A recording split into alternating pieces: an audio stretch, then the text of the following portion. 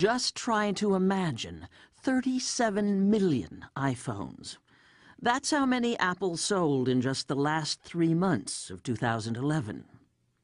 On Tuesday, it announced revenue of more than $46 billion for the quarter ending December 31st. Tim Cook, the man who replaced the late Steve Jobs as CEO of Apple, told Wall Street analysts the company couldn't keep up with global demand for the new iPhone 4S. "We didn't bet high enough," he said. The world is in love with everything Apple. But here's a question. Have you ever wondered where all that stuff gets made? I had never thought, ever, in a dedicated way, about how they were made. For performer Mike Daisey, that is the centerpiece of a monologue, the agony and the ecstasy of Steve Jobs. Shenzhen is a city of 14 million people. It is larger and denser than New York City. It is the third largest city in all of China and is the place where almost all of your comes from.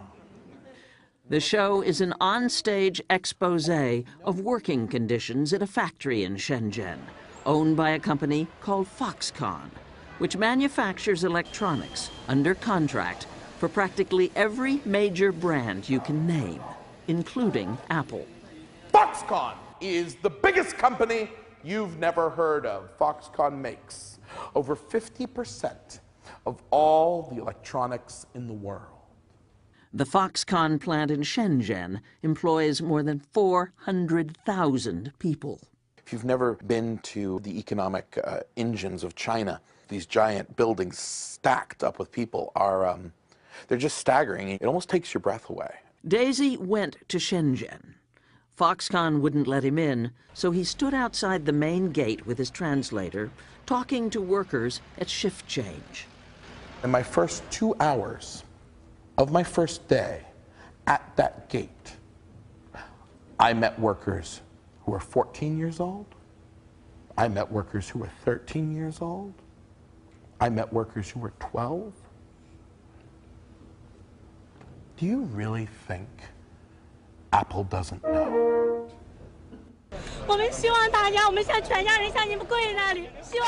But what was news were the suicides. Well, while I was there in May and June of 2010. That's really at the peak of when the suicides were happening with kind of terrible regularity, where week after week workers would go up onto the roofs of these buildings and throw themselves off the buildings. When you were there, were there nets around the building to prevent further suicides? There was, yes. So you saw those? I did. And what did that look like, looking up and seeing them? They look a lot like the nets you would put out to catch fish. From the spike of suicides at Foxconn, we began to question maybe the harsh management methods drive the workers to commit suicide. Debbie Chan is a project manager for SACOM, Students and Scholars Against Corporate Misbehavior, a labor watchdog group based in Hong Kong. SACOM reported at least 18 Foxconn workers committed suicide in 2010, and more tried. We began to interview the workers, and then many of them told us they have work pressure. If they made some mistake, they would be punished.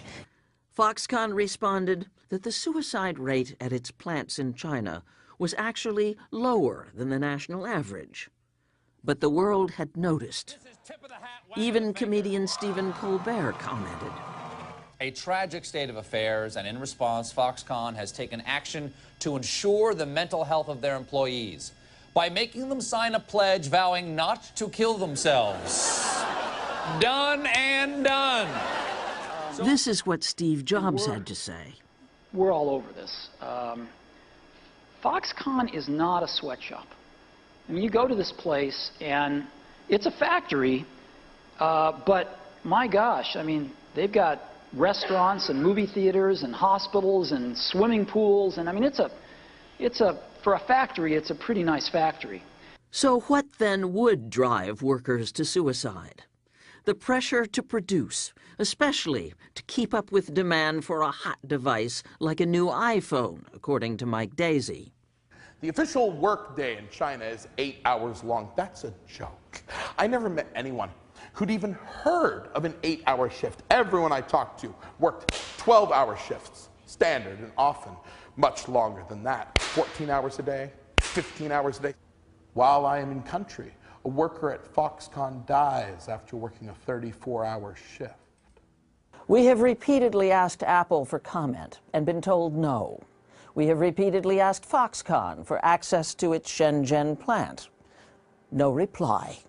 Instead, we were referred to a London-based consulting firm, Impact Limited, paid by Apple, but only to address child labor issues among its suppliers. In my experience, their approach to this particular topic of dealing with child labour is at the very top end of industry practice. Dion Harrison is Director of Operations. Asked if she'd been sent to Foxconn? We haven't been into Foxconn, so just for the record. If you go to Foxconn's website, you discover that it's part of a huge Taiwan-based conglomerate called Han Hai Precision Industry Company, with plants all over the world, including the United States. Foxconn employs approximately 1 million people throughout China, not just in Shenzhen. It claims to follow strict industry standards of conduct and to respect its workforce. A lot of companies have codes of conduct or standards that they apply to their factory partners in China. And what we've learned is a lot of those standards are aspirational in nature. The market practices that a lot of these factories employ are well below those standards. Ian Spalding heads InFact, a consulting firm that helps companies in China improve working conditions. He won't say whether he works with Apple and Foxconn or talk about them specifically. It's important to note that they are by no means the only electronics makers implicated. It is common for factories to hide working hours, to somehow coach workers on what to say when auditors come to the factory. On January 13th, for the first time, Apple released a list of its major suppliers, and with it, its annual Supplier Responsibility Report, showing that in 2011, it conducted 80% more audits than in 2010. The company's supplier code of conduct limits workers to a 60-hour, 6-day week. By Apple's own data, only 38% of its suppliers complied. For SACOM, Apple's efforts are not good enough. Every time when we sent report statements to them, we did not even get any reply. From this kind of experience, we think that Apple is almost the most arrogant company.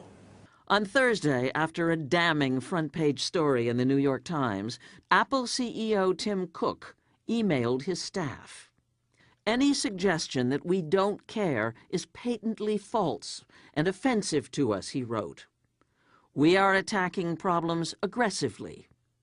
It would be easy to look for problems in fewer places and report prettier results, but those would not be the actions of a leader. And that's just the point for Mike Daisy.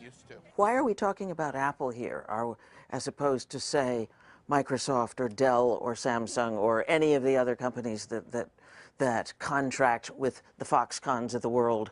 Apple has said for decades that it wants to be a leader. I think far from Apple, sort of complaining that people have expectations of them, I think they should be delighted that people actually expect them to lead and to rally the rest of the industry. So where does that leave us?